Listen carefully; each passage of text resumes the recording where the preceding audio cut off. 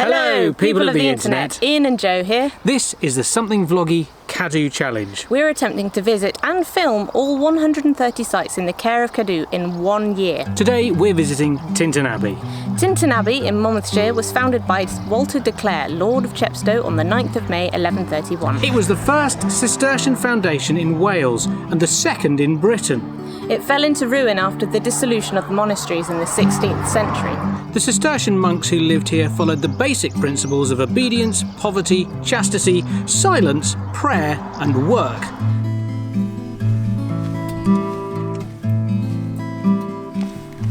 It's really quite something when you go through the gates. Yeah, it kind of opens up and is revealed in front of you. It's an impressive thing, isn't it? Yeah, it's very much da-da! Yeah, and there's loads of it.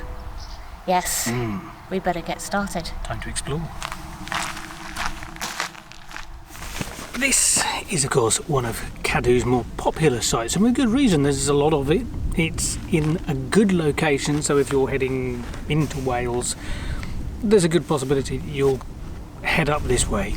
It sits on the Wye Valley, which is, of course, another major tourist route, so people are going to come here, and it is one of those things that it's kind of what started the tourism business in the first place. People would travel up the River Wye, doing the Wye tour, and they would take their sketch pads and their palettes and their easels and they'd go and paint stuff, and that was the thing to do. It was all the rage. And then, of course, from that grew modern tourism. The really nice thing about this property is it's got access for wheelchairs most of the way through and facilities to boot. So it's really a place where everybody can come and enjoy the history, and there is a lot of history to enjoy because it's vast. Lots of impressive stuff to see, so much so that there's been a plane circling around overhead for about 4 or 5 minutes now, and he's just going round and round in circles trying to have a good look, and who can blame him? Because it's quite an imposing structure. This is the first place I've come to where the drainage system is intact, and in fact apparently it was one of the most advanced for its time. It goes from the latrines to the kitchens and you can follow all the way around. It's quite something that you can see both above and beneath. Above's more impressive, but beneath was very functional, and you don't always get to see that intact. This little bit is the kitchen, and they've got a serving hatch through which food was passed, and they also have the chute through which the waste was passed. So yeah, it was all set out to be very methodical. Food goes in, food goes out. So you've seen the kitchen, and this is the dining room, or refectory if you will. There would have been massive tables stretched out where loads of people came and sat down to eat, and apparently they ate once a day. Not the measly 3 times a day that you and I might eat. Oh no, once. Oh no, wait. Either way, it must have been a fantastic place to sit and eat in because of these wonderful, wonderful windows that line the outside. As imposing structures go, that's an imposing structure, is it not? And we've come on the perfect day to see it. It's a very sunny day, it's very hot, but there is a nice cooling breeze to take that heat away. Got to watch out for the sunburn though. But there's an awful lot to see, and I'm still outside. I haven't wandered in yet, and I've been here a good 10-15 minutes already, just having a nose. It was a working building as much as anything else. The people that lived here and owned this, if you like, the church, had an awful lot of influence locally and owned an awful lot of land on both sides of the river. So this was very much a seat of power. Explains why it was so big and impressive. It's one of those places where wherever you look, whatever nook or cranny you happen to wander through, it's always pretty or stunning or downright impressive. All the adjectives. Definitely all the adjectives.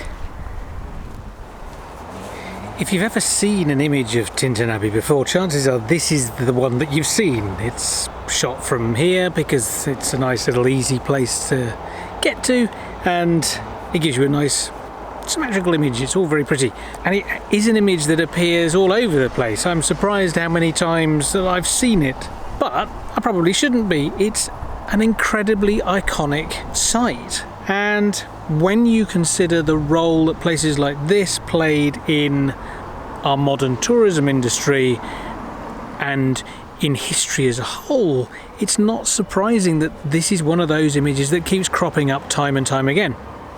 As a place to come and see, I would definitely recommend it. It is busy and it is kind of noisy because of the road, and you know, it's a busy road, and understandably so. It's a nice road to drive. It's very popular with bikers.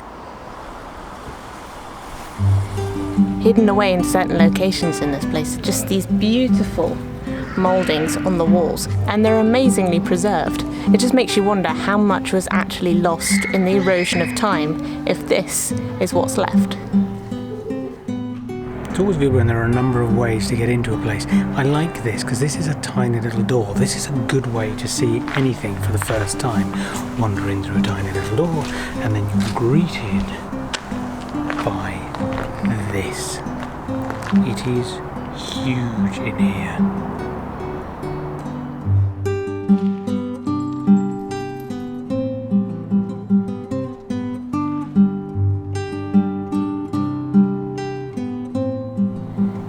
It's never easy to know what to say about places like this. I mean, it's very big, it's very impressive, it's very pretty, it's obviously a very popular place to come.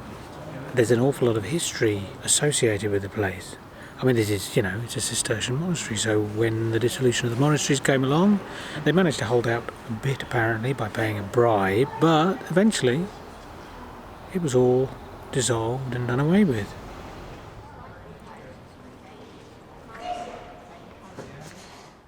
Lead a bookworm to a ruin and she will find a library. Because this section in the front here was the book room, and back there was the sacristy where they kept religious garments and paraphernalia needed for services. But yes, I found the library. So the sacristy is far more ornate than the book room, with these beautiful ceiling moulds and arches that go over the top. I'm not entirely sure what the ceiling of the book room would have looked like. Maybe it was in keeping, I don't know. There are some dents in the wall that look like something had been there, but I couldn't say what. Now the question is, would this be more interesting to visit if it was fully intact, or is it better this way as a ruin, or partial ruin? I think that it's better like this. There's something more romantic, more magical about it. And what's interesting is the reason that it looks like this is because somebody wanted to get a divorce. I mean, that's basically what the dissolution of the monasteries was all about. Henry VIII thought, well, I don't actually like this wife, and if I want to divorce her, well, the Catholic Church don't like that, so therefore we must do away with the Catholic Church. And this was part and parcel of all that. Get rid of the monasteries, and then you don't have to abide by their pesky rules. That's why we have the Church of England.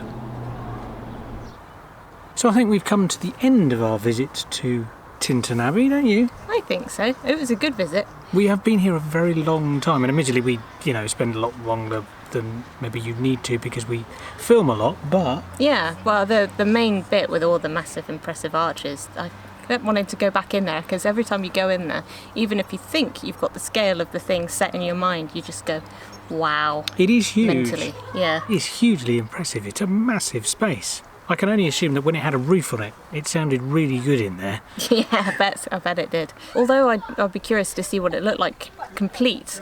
I think I prefer it as a ruin. Yeah, I definitely do. I quite like a ruin. Yes, there's something. I mean, you can still see places of this size that are, in use today. So you can go and have a look at what they do look like. But you need some of these. I think, something that looks, to my mind, far more romantic, far more, mysterious and lovely. And actually, it's an amazing sight to catch when it's misty down here. We've driven past on occasions when it's been quite misty, and it'll just suddenly loom out of the fog at you. Yeah, that's quite an interesting sight. And I quite like it when you go past and it's lit up at night and you've got the night mist in the air as well. Yeah, that's a good sight. One. Yeah. Then you can just imagine a vampire flitting down from the rafters and going, "I want to suck your blood." I can only apologise for her. I really. It's the heat. It does me no good. So that's definitely it from us here at Tintern Abbey. If you want to see any more of our CADW Challenge films, then please do hit the subscribe button. And if you want to get notifications, please click the little bell to give it some ears. See you next time. TTFN. Beautiful.